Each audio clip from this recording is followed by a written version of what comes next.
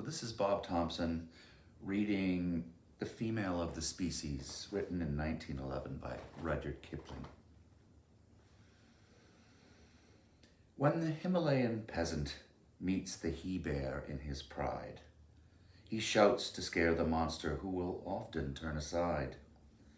But the she-bear thus accosted rends the peasant tooth and nail, for the female of the species is more deadly than the male.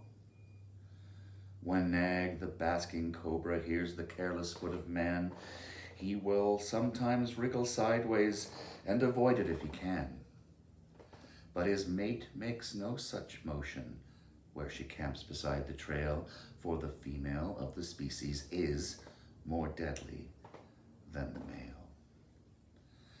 When the early Jesuit fathers preached to Hurons and Choctaws, they prayed to be delivered from the vengeance of the squaws.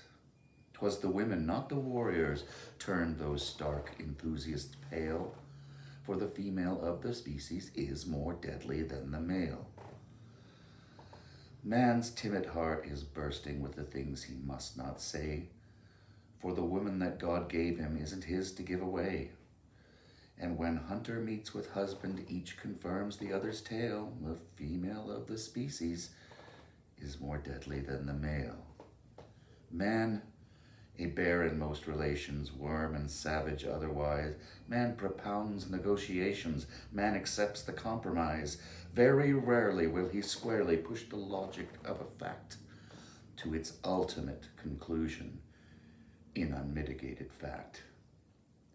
Fear or foolishness impels him, ere he lay the wicked low, to concede some form of trial even to his fiercest foe. Mirth obscene diverts his anger, doubt and pity oft perplex him in dealing with the issue to the scandal of the sex. But the woman that God gave him, every fiber of her frame, proves her launched for one sole issue, armed and engined for the same. And to serve that single issue, lest the generations fail, the female of the species must be deadlier than the male. She who faces death by torture for each life beneath her breast may not deal in doubt or pity, may not swerve for fact or jest. These be purely male diversions, not in these her honor dwells.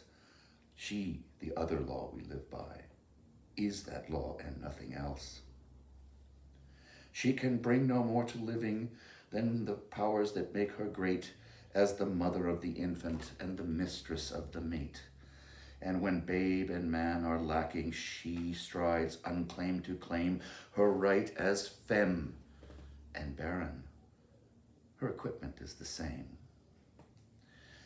She is wedded to convictions in default of grosser ties. Her contentions are her children. Heaven help him who denies. He will meet no suave discussion, but the instant white-hot, wild-wakened female of the species, warring as for spouse and child. Unprovoked and awful charges, even so the she-bear fights. Speech that drips corrodes and poisons, even so the cobra bites. Scientific vivisection of one nerve till it is raw, and the victim writhes in anguish, like the Jesuit with the squaw. So it comes that man, the coward, when he gathers to confer with his fellow braves in council, dare not leave a place for her. Where at war with life and conscience, he uplifts his erring hands to some abstract God of justice, which no woman understands. And man knows it, knows moreover that the woman that God gave him must command but not govern, shall enthrall but not enslave him.